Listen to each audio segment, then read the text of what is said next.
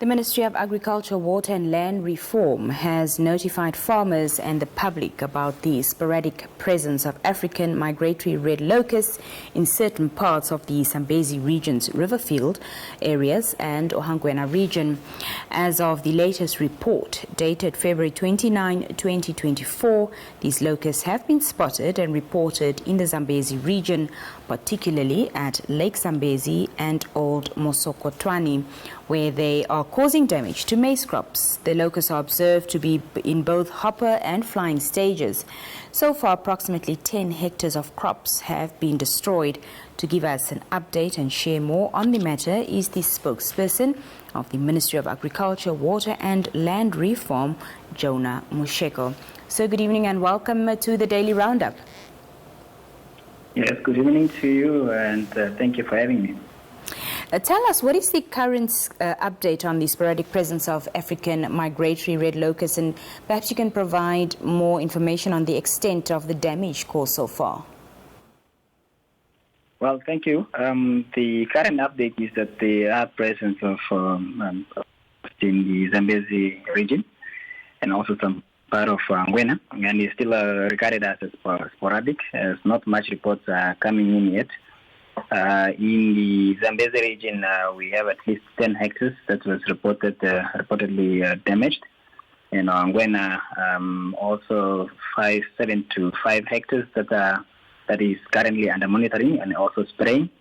What is being reported is that they are at their current or their youngest stage, that is hopping and flying, some of them.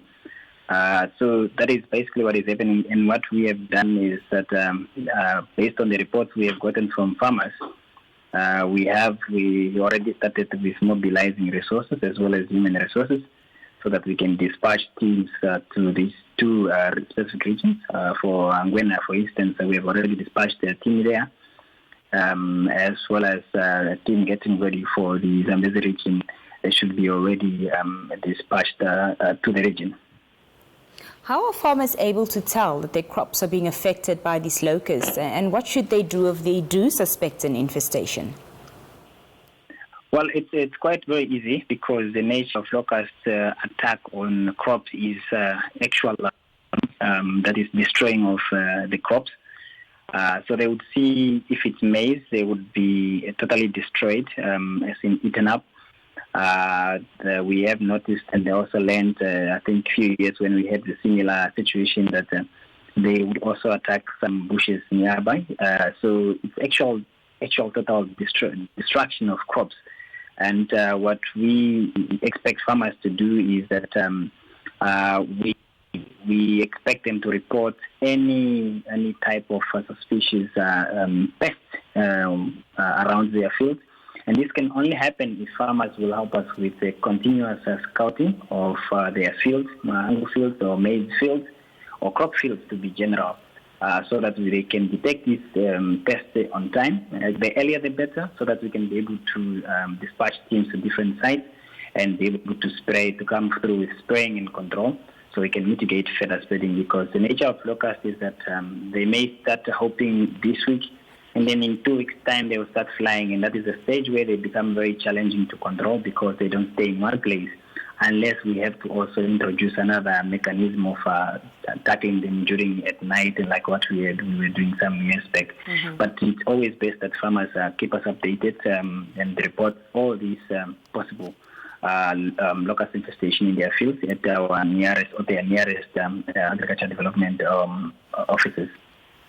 Are there any risks to people or animals with these locusts? And if so, what precautions should then be taken? The major risk is that, as we all know, that they would attack, or they attack crops, and these are our staple crops that we depend on. Could be maize, could be mango, could be any other crops in our field.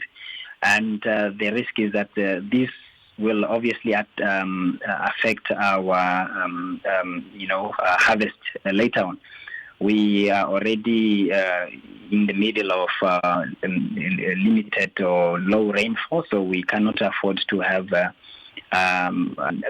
uncontrolled or a lot of infestation of locusts as we speak. So the danger is that it will definitely attack food security in the areas that are affected, and eventually that will translate to later in the country. What assistance or support is there for farmers whose crops have been damaged by the locusts? So far, as we have noticed that, for instance, in Zambezi, so far it's only about 10 hectares has been destroyed, and then Ohangwena 7 to 5 hectares. The only assistance we currently mobilizing is that of making sure that we have done spraying in this area, and also caution farmers on how to go about the reporting of these locusts. So we don't have any other help for now apart from controlling the actual further spread of the locusts in these areas. Jonas, how long might it take to get rid of these locusts completely, and what factors might affect this timeline? Well, the longevity of the control is that it depends to how immediate the farmers and us as the ministry respond to the whole situation. In the sense that farmers have to report to our office as soon as possible, as soon as they have spotted suspicious locusts in their field, so that we can send teams for help. And the nature of locusts is that, as I said earlier, we should not allow to let them mature to the stage where they are grown, because they will start flying around.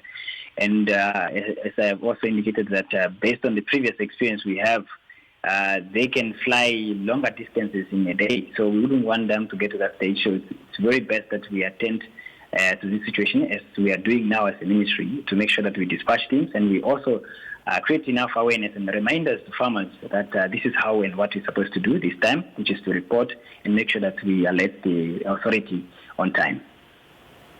What then would the long-term plans or strategies be to prevent similar locust infestations in the future? The nature of locusts is that once they infest a particular place or village or area, they have a tendency of, leaving their eggs there. They bury their eggs in the ground.